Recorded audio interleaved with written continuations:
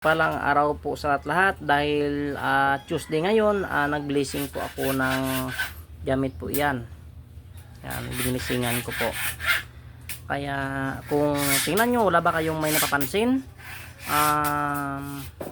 Yan, wala ba kayong may napansin dyan?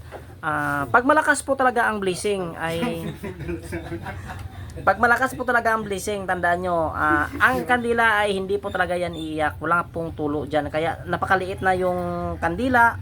Pero kung tingnan nyo ay wala, meron siyang tulo or umiiyak sa pero kunti lang. Pero yan, tingnan nyo, napakaliit na ng kandila na yan.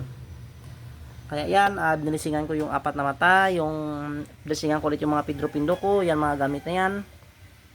Yung pinakita ko kanina. Kaya pakishare po ng video ha. Maraming salamat talaga sa pagsuporta lahat ng ating followers dyan, maging sa Facebook o sa YouTube, at saka nagtiwala po sa ating mga gamit, ay nagpapasalamat talaga ako sa inyong lahat, at lahat na like ng aking video at nag-share, maraming salamat po talaga. Yan po talaga, pag malakas ang blessing, hindi po talaga iiyak ang kandila. Maubos lang yan pero hindi na yan iiyak.